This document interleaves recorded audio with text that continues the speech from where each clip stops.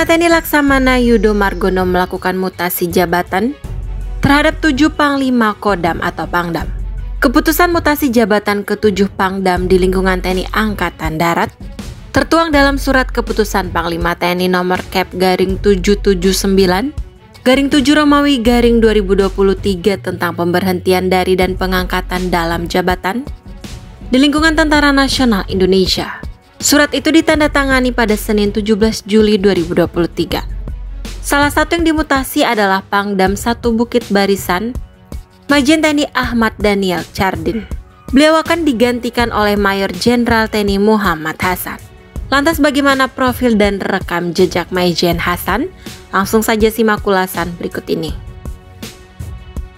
Majen TNI Muhammad Hasan lahir pada tanggal 4 Mei 1967 di Bandar Lampung. Sebelum ditunjuk menjadi Pangdam 1 Bukit Barisan, beliau mengemban amanat sebagai Asisten Teritorial atau Aster, Kepala Staf Angkatan Darat atau Kasat. Majen Hasan merupakan alumni Angkatan Militer tahun 1989 dari Kecabangan Infanteri Kopassus. Majen Hasan pernah menjabat sebagai Asisten Teritorial Kepala Staf Angkatan Darat atau Aster Kasat, sebuah jabatan di lingkungan Markas Besar Angkatan Darat yang bertanggung jawab langsung kepada Kepala Staf Angkatan Darat. Beliau juga pernah menjabat sebagai Asisten Penerangan Kepala Staf Angkatan Darat yang bertanggung jawab atas staf teritorial Angkatan Darat dan bertugas membantu Kepala Staf Angkatan Darat dalam mendukung pembinaan teritorial di lingkungan Angkatan Darat.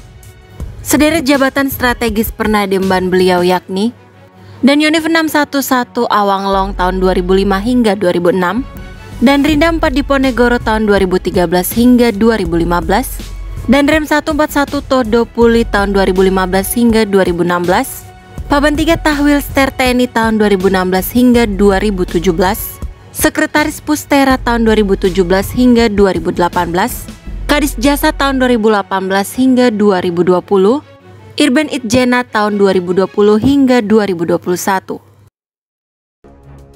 Kita ucapkan selamat mengemban amanat baru untuk Majen TNI Muhammad Hasan. Semoga amanah, sukses dan sehat selalu.